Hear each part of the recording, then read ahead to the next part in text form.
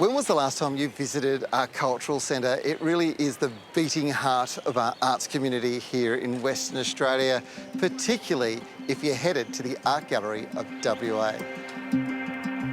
The gallery houses the state art collection of nearly 18,000 works, and it is the state's greatest visual asset. The collection is collected and cared for on behalf of all West Australians to enjoy and experience. One destination you have to check out here at the Art Gallery is the Six Seasons Gallery. Now, this is one of Australia's most important collections of Aboriginal and Torres Strait Islander art. In fact, there are almost 3,000 pieces in the collection overall. And one of the things that you'll leave from this area with is a deep understanding of the relationship of the artist and country and the impacts that colonialism has had on their culture. Colin Walker is the director of the gallery. What will people who come here as part of the community get out of visiting?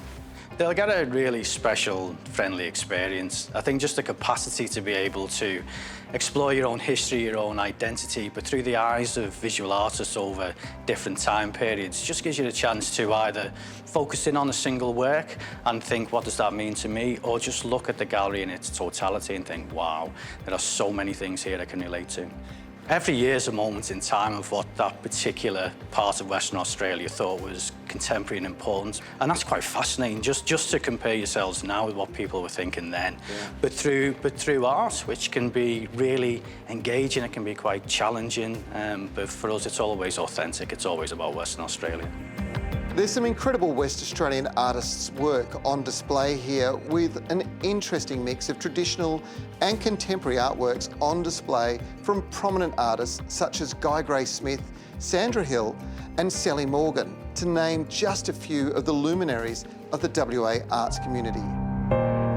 Melissa Harpley is the curator at the Art Gallery of Western Australia and has some fascinating insights behind the works on display here. The gallery has an enormous collection. How do you decide what actually goes on display? Obviously, we know that for a lot of our visitors, there are some really key works that are really, really popular, so we tend to have those pretty much on permanent display. Works that we think are very important to telling a story are pretty regularly on display, so we want to make sure that there's a really good story of art practice in Western Australia. The works of Aboriginal and Torres Strait Islander artists are very, very important to this place. But there are also some practical factors. Works of art on paper, for example, are quite sensitive to light, so we only have those on display for a short period of time, ideally around 6 months. So they will change over more quickly to meet those kind of more practical demands.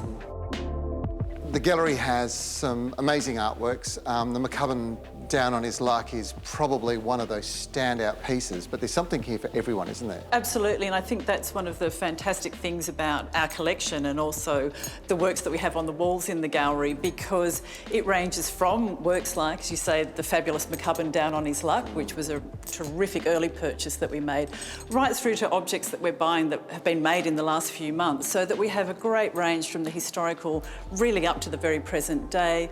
We have works by West Australian artists, terrific holdings of works by Aboriginal and Torres Strait Islander artists, and also works by international artists. So the collection really is a very rich mix of works for people to come and encounter.